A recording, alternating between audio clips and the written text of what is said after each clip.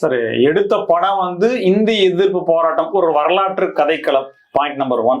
Point number 2, இதற்கு finance அப்படின்னு பாத்தீங்கன்னா ஆகாஷ் பாஸ்கரன். அவருடைய பின்புலத்தை தேடி போனோம்னா இப்போ இருக்கக்கூடிய திமுக அப்படின்ற மாதிரியான வந்து நிக்குது. இப்போ இத தயாரித்தன்றத இயக்கிய சுதா கும்பரா அப்படின்னா அவங்க தெலுங்கு அப்படின்ற மாதிரி இருக்கு.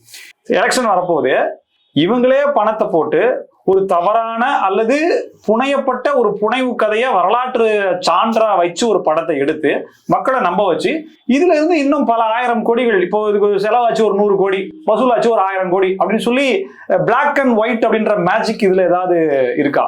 கண்டிப்பா இருக்கிறதுக்கு வாய்ப்பு இருக்கு. இந்த படம் வந்து பாத்தீங்கன்னா முதல் காட்சியை பார்த்துட்டு பொதுமக்கள் கொடுத்த விமர்சனங்கிறது மிக கடுமையான விமர்சனம். இந்த படத்தை தயவு செய்து யாருமே பார்க்காதீங்க. இந்த மாதிரி ஒரு மோசமான தமிழ் படத்தை இது வரைக்கும் தமிழ் திரையுலகமே பார்க்கலாம் சார். அது அப்படி இருக்கிறவங்க போய் பார்த்துட்டு அது நமக்கு தேவையில்லை. இல்ல அப்படி இருக்கும்போது இந்த படம் வந்து வசூல் சொல்ல வேண்டியது இது புனையப்பட்ட கதை, தமிழருக்கு எதிரான கதை. Correct sir. இந்த படம் வந்து வசூலே ஆகாமல் வசூல் ஆயிடுச்சு. இப்ப நாளைக்கு காட்டுவாங்களா, அதுக்கு சொல்ல வரேன். இப்ப அதுதான் பாயிண்டா சொல்ல வரேன். ஆமா, 100 கோடி செலவு. ஆனா மக்கள் யாரும் ரசிக்க விரும்பாத அந்த தயவுசெய்து இந்த படத்துக்கு ஓடாத படத்துக்கு 100 கோடி வசூல், 500 கோடி வசூல், 1000 கோடி வசூல் சொன்னால் அது வந்து முழுக்க ஏமாற்று வேலை, பிளாக்க ஒயிட் ஆக்குற வேலை அப்படிங்கறத புரிஞ்சுக்கிறதுக்கு தான் உங்களுக்கு இந்த தகவலை சொல்றோம்.